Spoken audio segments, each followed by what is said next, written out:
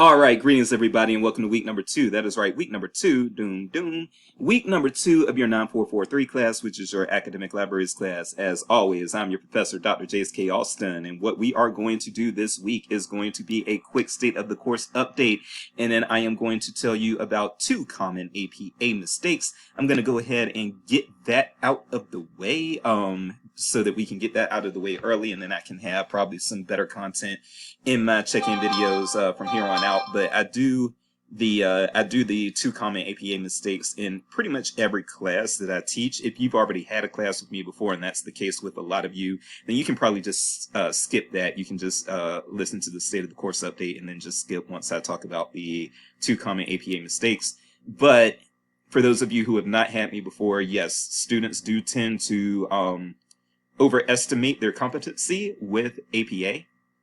And when students do, when they do overestimate their own competence with APA, they tend to make a lot of the same mistakes, and I do count off of those mistakes. So, I know some of you may be thinking I'm nitpicky once I go through these, but the thing is, I'm a teacher, so I'm supposed to be teaching you how to do things correctly. And especially if you do end up working in an academic library, yes, a lot of academic libraries actually do not charge their librarians with making sure that people's citations are formatted correctly and everything. Usually there's like a writing lab, even at the community college level. A lot of times there's a writing lab or something like that that assists with that. But just trust me, there are still going to be those times when you just need to know. There are going to be times when you're an academic librarian when you're going to need to know the nuances of citation styles, or at least recognize them. So you do need to get your detail orientation up, and I am going to try to help you with that this semester. So let's go ahead and get into it with the state of the course update. First of all, as far as do we have any new announcements? No, we had that long check-in video last week. And that check-in video is a course overview. The rest of the check-in videos will not be that long. Typically, they're going to be between 20 and 30 minutes unsped. So sped up, they'll be even shorter than that. That was just a unique case because it was a full-on course overview last week. Let's go ahead and get us into student view here so that we can see what is on the horizon. All right. So we're going to look at our little to-do list, and we're going to X out of a few of these things here because we are out of August. All right, so you have pretty much just yeah, here's how September is running down. I'm recording this on September the 2nd, 2025. As you can see, we just have pretty much discussion board prompts the next 2 weeks. But then after September the 14th, which is a Sunday, we will have our first sync session, and that's going to be our community college sync session. That'll be on September the 16th, which is a Tuesday, and your attendance to that will be mandatory. And then that same week, you are going to have your review of an academic library website is going to be due that week, okay? But yeah, for the next 2 weeks, pretty much all you have is the discussion board prompts. This will be due on Sunday, and this will be due a week from Sunday, okay? My dog is scratching himself, so he's about to start making noises. I just want you all to be aware of that ahead of time. When he scratches, he squeals as well. So it's going to happen in a few. Okay, well, that was a quiet scratch, but now he's telling me he has to go outside. So let me pause, and I'll be right back. Okay, so yes, the community college panel, that is what we are going to have on the September the 16th sync session. I really, really do want you all to think about community colleges as you are going out there looking for academic librarian jobs. Community colleges get overlooked, and I loved my community college job. It was my favorite. It really was my favorite librarian job. I loved it. I just loved it. So I don't want you all to overlook that, and so there are going to be some pros and cons to community college librarianship that we're going to talk about in that sync session, okay? All right, and so that's pretty much what you got on the horizon. Again, this class is pretty chill. I want you all to realize that. This class is not really, again, it's not really assessing your abilities that much in anything. It's just pretty much, this class is more so informative about academic libraries and helping you determine what academic library would be the best fit for you, and then also what goes on in academic librarian careers. Okay. All right. So there is that. So you've got pretty smooth sailing again for a little while here. Your website review will be due on the 21st, and we'll talk about that. I'll probably dedicate a little more time to that in a future check-in video, probably next week's. Okay. But yeah, you all are doing fine. I have not gone in and thoroughly read and responded to the discussion board post yet, but I will be doing that throughout the week. But I have kind of glanced at them, and I'll say from what I've glanced at, you all have done a pretty good job. And if you keep up that level of work, you should be fine as far as discussion board prompts are concerned. Okay, so I'm happy, so I hope that makes you all happy. And from there, yes, let's talk about those 2 common APA mistakes really quickly. And so this will probably take about 20 minutes. This should be about a 25-minute video unsped, and I hope you sped it up. All right, so 2 common APA mistakes. Let's get into it. I'm going to pause while I pull up the Purdue OWL. Actually, no, maybe I should not pause for that because perhaps somebody actually needs to know what the Purdue OWL is. I realize that I think at least one of you has been out of school for a while, and so you may not even know what the Purdue OWL is. So if you just Google Purdue OWL, I do not require you all to buy the APA style guide. You don't really need to do all that for what we're doing in this class, okay? But the Purdue OWL is a free resource. You don't have to be enrolled at Purdue in order to use it. It's a free resource that anyone can use, and they do have APA formatting and style, okay? Now, I'm going to, again, share with you 2 common mistakes. And here's the thing, again, if you have taken a class with me before, then you have seen this before, most likely. You do not have to watch it again if you don't want to. It could be a waste of time for you to watch it again if you already remember what I'm about to say. All right, but yes, if you, let's scroll down here. And let's talk about these 2 common mistakes. Now, you can use this to format your citations, and I do recommend that you do that. But as far as the 2 common mistakes that I see students make over and over again, and I will be checking for these on assignments that I require you to use APA style properly, I am going to be counting off if you use it improperly, okay? So these are 2 mistakes that students make over and over again unless I point them out. And I am pointing out these mistakes, hoping that you will avoid them. So the first is when it comes to authors in the reference list. So we're going to go to basic rules here. The thing that I want you all to remember is that even if you have an author's first and middle name, you do not include those in the reference list. Okay, so let's scroll down so that I can show you all what I'm talking about. All right, so, and you'll see it right here. Author's first and middle name should be written as initials, so Smith J.M. So even if you know the full name, even if you know the name is Jane Marie Smith, you are not writing Jane Marie Smith, you are writing Smith, comma, J period, M period, okay? So that is how that works, and so if we scroll down, all right, so let's actually see some examples of this in play. So what we can do is we can scroll down here, and I'm going to let you all see that that is consistently what they do. They do not write in the reference list, they do not ever write the first or middle name out.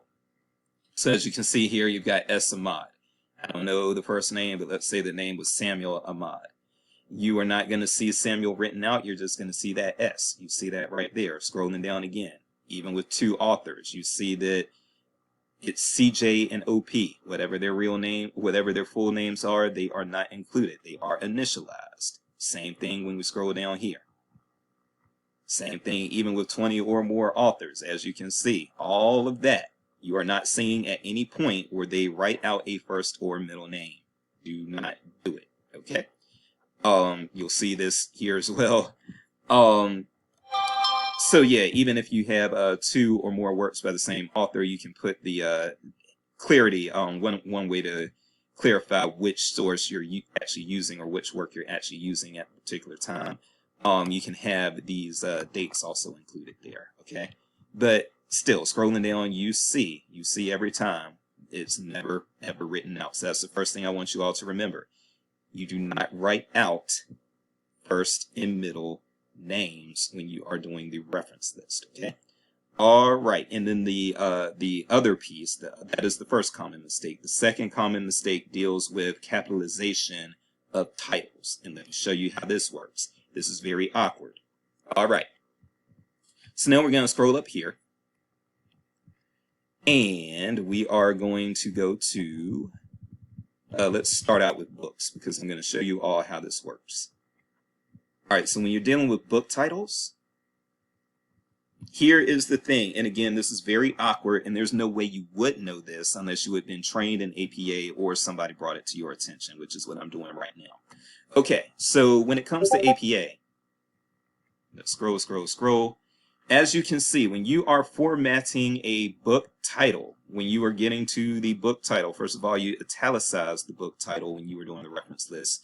But when it comes to books, when you are doing a book title, you actually do not capitalize the way you would. That is my dog squealing. Give me one moment. I'm going to pause while he's doing that. All right, sorry about that again. The dog called. He had needs. It's what it is. That is my buddy. My dog is my road dog. So yeah, here's what you all need to know when you're dealing with titles of books in APA for the reference list. Instead of capitalizing the way you would normally, what you're going to capitalize is only the first word of the title, the first word of the subtitle, and then any proper nouns. Again, that is the first word of the title, the first word of the subtitle, and then any proper nouns. So you'll see this here. Now, first of all, Alexander the Great is actually a proper noun. So that's why, because I know that can be confusing. You can be like, hey, great is not a proper noun. In this case, it is, but even when you're dealing with proper nouns, an article, the, or those would still be lowercase. So Alexander the Great is capitalized, but as you can see, over here in the subtitle, the only word that they capitalize is A. So a life and legend, that is, life and legend are not capitalized, okay? Scroll down further just to see a few more examples of this. Again, when it comes to books, your titles are going to be italicized. So you can see that A and Mallory are capitalized, but New and Companion are not, okay? Scrolling down further, a few more examples. Here you go. Writing, capitalized. A, capitalized. But as you can see, your, journal, article, 12, weeks, guide, academic, publishing, success. All of those were lowercase, okay? Norton Anthology of the Middle Ages. Norton, capitalized. Anthology, lowercase. English, capitalized, because English actually does count as a proper noun. Literature, lowercase. The Middle Ages as a time era is actually also, in this case, a proper noun. So I do realize these things can get confusing, and if you do want some help with it, then visit the online writery, and let me just show you all that website. And I'll also probably put a link in the announcement as well. But Mizzou online writery. Okay, so what you can do is, if you do need some help, you can just Google Mizzou online writery, and you can get some assistance from here. This is free and completely confidential. So yeah, that's and you can also, if you don't need to go through the confidential writery, you can also just email the Writing Center and see what other resources they have for you. But they can help you with your citations. Okay. All right. So don't forget that resource. That resource is available to you. Now that is when it comes to books. Things get a little funky when it comes to articles in periodicals. So let's look at that now. Okay. The thing with articles and periodicals is that what I was just talking about still applies, but it only applies to the article title. It does not apply to the journal title or the magazine title or the newspaper title, the publication title itself. It only comes up with the article title. So here's what I mean. Okay, so this is an article in a print journal. The name of the print journal is the New Criterion, Volume 15, Issue 3, pages 5 through 13. That's how all that reads. All right, this is the title of your article. Now, the way you're going to know the difference is the title of your periodical, again, is going to be, this is your format here. It's going to be italicized. The title of your article is not going to be italicized. As you can see, the title of the publication actually does follow the normal rules of English. So you can see that New Criterion is capitalized, but as you can see here, the article title actually ends up following those same weird rules that we saw with the book title. So the eclipse of listening, eclipse and listening is lowercase, but you can see there, everything here is capitalized. Let's scroll down and look again. Here's a different one. Purdue Journal of Service Learning and International Engagement. All of those words are capitalized, but if you look here, article title, data is capitalized, negotiating is capitalized, experience design, community-oriented digital research, service learning. All of that is lowercase. Here, this is our periodical title, Writing Center Journal. Here is our article title. As you can see, tell is capitalized, understanding is capitalized, but me, exactly, what, that, doing, all those words. Needs, expectations, working class students, and writing centers, all of that is lowercase, okay? And the same sort of thing is going on with your articles in magazines and your articles in newspapers. Time magazine, time is capitalized, and if this were a magazine with more than one word in the title, you would be treating it the same way that you saw the journals. Better late than never is the article title. Late, than, and never are all lowercase. And also, as you can see, they're not writing out these names. And then finally, I'll show you this one again. The name of this newspaper is The Country Today. Country is capitalized, today is capitalized. But as you can see over here, when it comes to the article titles, call is the word that's capitalized here, but made, strengthen, state, energy, policies. All of that is lowercase, okay? Now things get even funkier when it comes to like websites and things like that. You'll see rules for electronic resources. This will be your website as well. It got to the point where trying to grade people to do things right on the websites was causing too much trouble and causing too many people to lose points. So while I would like you all to do that right as well, I'm actually going to give a little more grace when it comes to the websites, okay? Because it seems like nobody can get the websites right, and I just don't want to, I don't want to be torturous in my approach to this, okay? But yeah, that's the information that you need to know right there.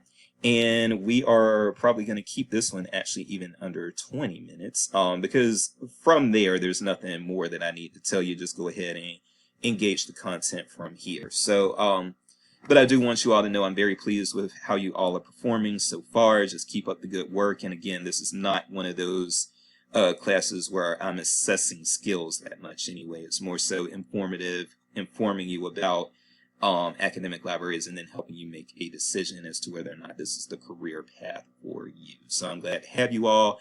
Please don't forget that. Reach out to me whenever you need to. I am Dr. Jace, and I think that this class rolls at a pretty good pace, and it looks like from how you all have responded so far that you may agree. So I like that. All right, we'll see you next week with another check-in video, but until then, have a wonderful week, and I'll see you on the discussion boards. Bye-bye.